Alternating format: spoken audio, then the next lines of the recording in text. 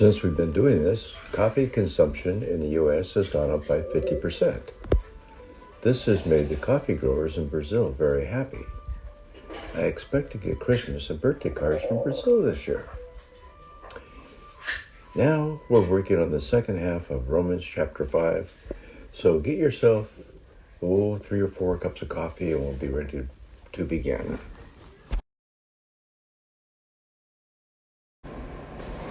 Romans 5:12-13. So then, just as sin entered the world through one man, and death through sin, and so death spread to all people, because all sinned. For before the law was given, sin was in the world, but there was no accounting for sin when there is no law. How many of you understand that? Raise your hand. All of you raising your hand, remember, lying is not a good thing.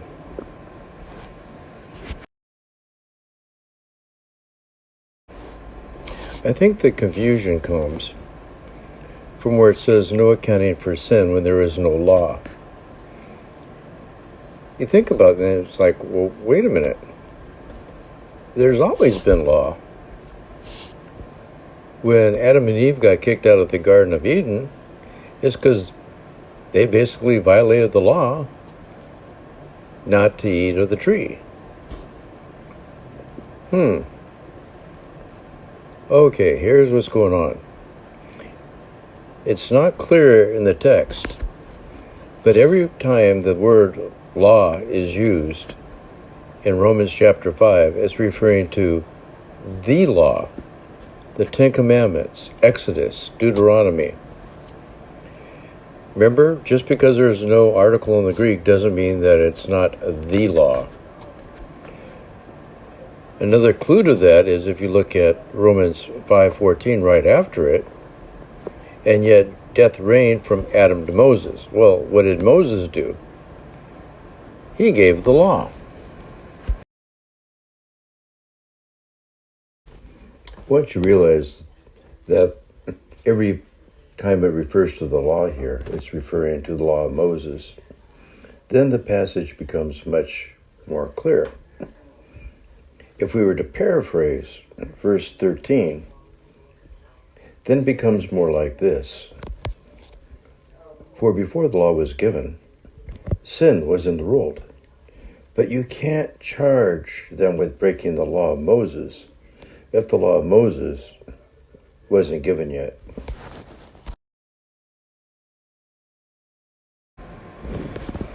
Romans 5:14. Nevertheless, death reigned from the time of Adam to the time of Moses, even over those who did not sin by breaking a command, as did Adam, who is the pattern of the one to come.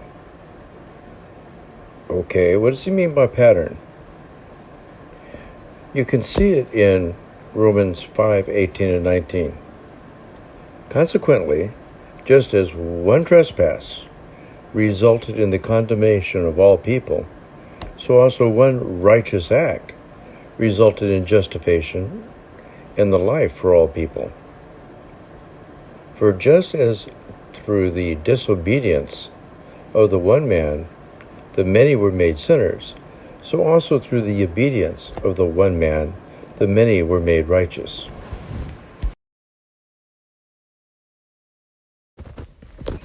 I don't like the way the New International translates 5:14, because it sounds like we die even though we don't do any sins.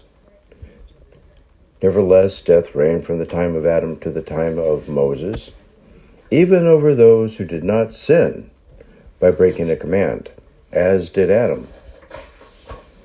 I don't think it's a very good translation, and I'll cover that just a bit more.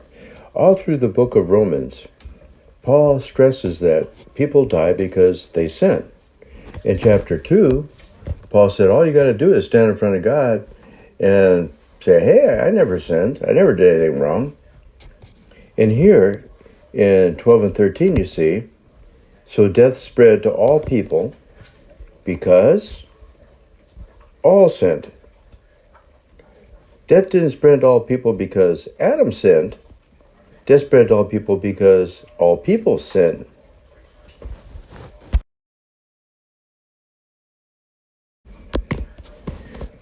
Okay, see here we have it again, 514 International, breaking a command. But look at the New English Translation, or the Net Bible.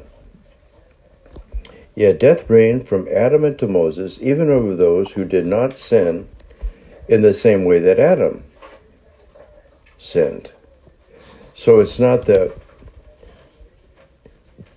we die because Adam sinned. We die because we do our own sin, and it doesn't have to be the same sin that Adam did. Any sin, not just the same kind of sin that Adam did, qualifies us for death.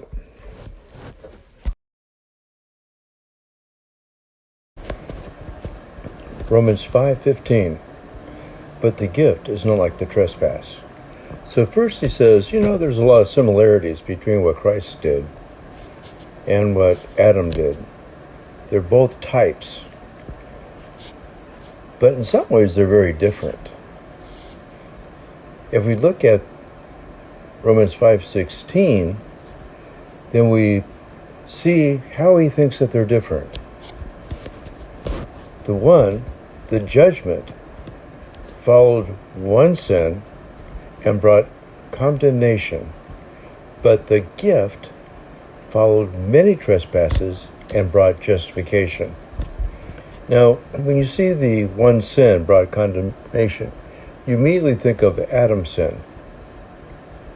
But I don't think that's what he's referring to, because if that's the case, then the gift, which followed many trespasses, the many trespasses would be coming from Jesus. In other words, if the one sin was from Adam, then the many trespasses would be from Jesus, and we know that Jesus didn't sin.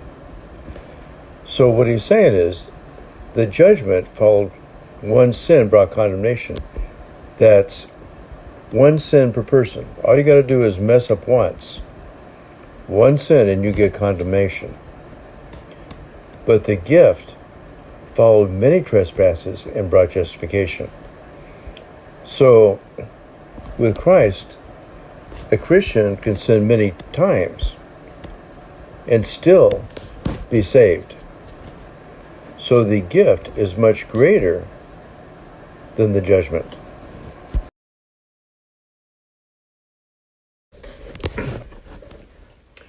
So, in summary, through one act of Adam, sin came to all men.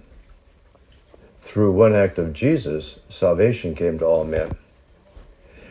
Now, if we think about that, through one act of Jesus, salvation came to all men. That doesn't mean all men are saved.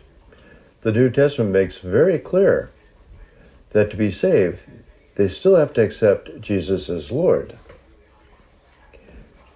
And I think in the same way, through one act of Adam, sin came to all men.